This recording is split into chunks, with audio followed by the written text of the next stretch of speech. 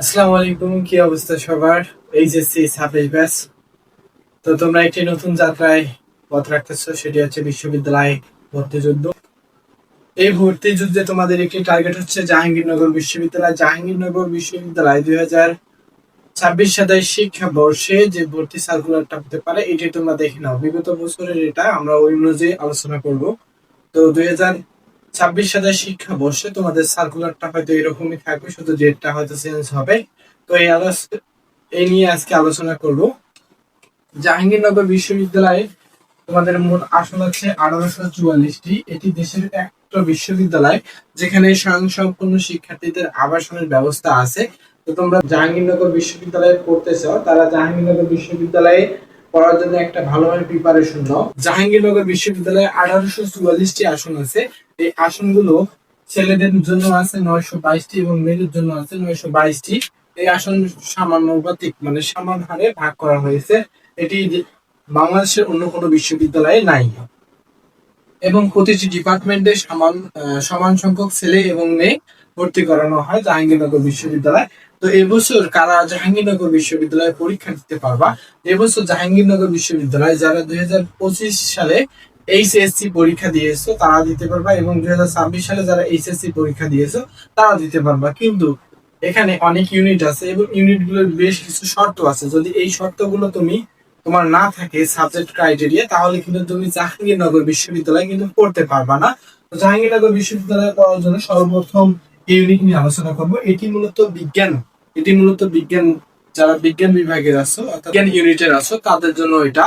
জাহাঙ্গীরনগর বিশ্ববিদ্যালয়ের বিজ্ঞান ইউনিটের জন্য তোমাকে এসএসসি এবং এইচএসসি সম্পর্কে জানতে হবে। যারা এসএসসি 2023 এবং 24 সালে এসএসসি দিছো তারা কিন্তু জাহাঙ্গীরনগর বিশ্ববিদ্যালয়ে পরীক্ষা দিতে পারবা। এখানে তোমার এসএসসি তে সর্বনিম্ন 4.00 থাকতে হবে।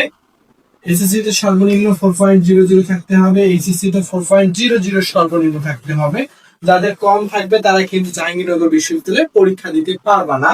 তো এখানে টোটাল তোমার লাগবে দুটা মিলে 8.5 লাগবে। যদি 8.5 কম থাকো তাহলে কিন্তু তোমার যদি 8.5 কম জিপিএ থাকে তাহলে কিন্তু তুমি জাহাঙ্গীরনগর বিশ্ববিদ্যালয়ে কিন্তু তুমি পরীক্ষা দিতে পারবে না।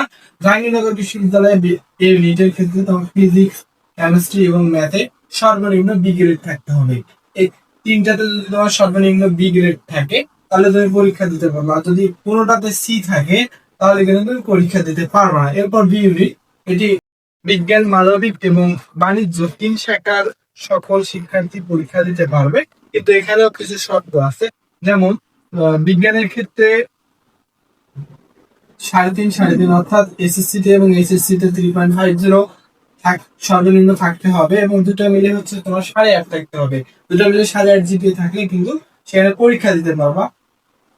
মানবিক এবং বাণিজ্যতে 7.5 থাকতে হবে। কিন্তু এখানে একটা শর্ত আছে, যদি এটা মানবিকের ইউনিট মূলত মানবিকের হয়ে থাকে, তো এখানে কিন্তু তোমাকে ইংরেজিতে সর্বনিম্ন ইংরেজিতে সর্বনিম্ন এ মাইনাস থাকতে হবে।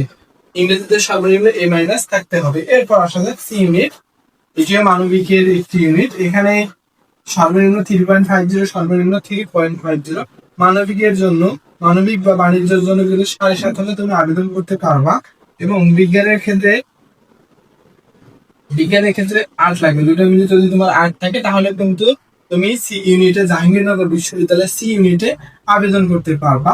এখানে তোমার হচ্ছে একটা শর্ত আছে, সেটা হচ্ছে ইংরেজিতে সর্বনিম্ন বি থাকতে হবে। ইংরেজিতে সর্বনিম্ন বি থাকতে হবে। এরপর সি ওয়ান ইউনিট, এখানে দুইটা মিলে হচ্ছে তোমার 7.5 থাকতে হবে। দুইটা মিলে 7.5 থাকতে হবে। এবং এখানে এসএসসি এবং এইচএসসি জিপিএ থাকতে হবে 3.50। এখানে সকল গ্রুপের একই শর্ত। এরপর ডি ইউনিট, এটির মতো বিজ্ঞানের ইউনিট। যারা বিজ্ঞান শাখায় আছে, বিজ্ঞানে আছো তাদের জন্য এটা। যারা বিজ্ঞান বিভাগে আছো তাদের জন্য এটা। সেটা হচ্ছে এসএসসি তে সর্বনিম্ন 4 থাকতে হবে এবং এইচএসসি তে সর্বনিম্ন 4 থাকতে হবে। দুটা মিলে 9 থাকতে হবে। যদি 9 কম থাকে জিপিএ দুইটা মিলে, তাহলে কিন্তু তুমি পরীক্ষা দিতে পারবা না।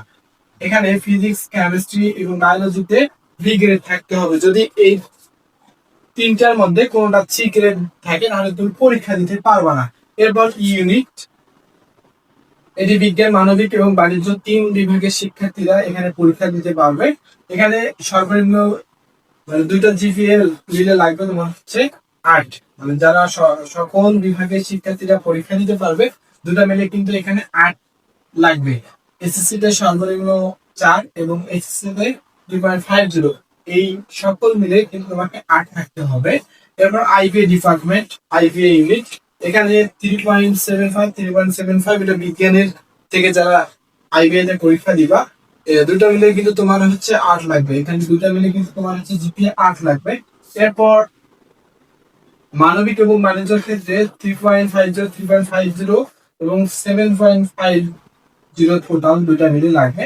এখানে ইংরেজির ক্ষেত্রে একটি শর্ত আছে, ইংরেজিতে কিন্তু হচ্ছে যারা পরীক্ষা দিবা ইংরেজিতে A- থাকতে হবে। পরীক্ষার মানবন্টন, এখন তোমরা যে আবেদনের যোগ্যতা সমূহ দেখলা, এখন পরীক্ষার মানবন্টনটা জানা উচিত। এখানে পরীক্ষা হয় তোমাদের 80 মার্কের, সময় থাকবে 1 ঘন্টা, সময় থাকবে 1 ঘন্টা। 5 নম্বর হচ্ছে 36, 5 নম্বর 36 এবং এখানে জিপিএ নাম্বার আছে 20। এসএসসি তে হচ্ছে 8 এবং এইচএসসি তে হচ্ছে 12, টোটাল হচ্ছে 20 আর এদিকে 80, টোটাল 100 নম্বর। 100 নম্বরের পরীক্ষা হবে।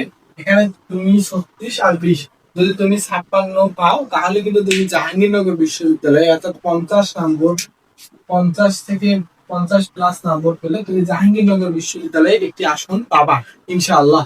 তো যারা আমাদের ইউটিউব চ্যানেল থেকে ভিডিও দেখে থাকো তারা অবশ্যই চ্যানেলটি সাবস্ক্রাইব করবা, একটি লাইক দিবা, আর ফেসবুক পেজ থেকে দেখে থাকলে অবশ্যই পেজটি ফলো দিবা। সকলকে ধন্যবাদ।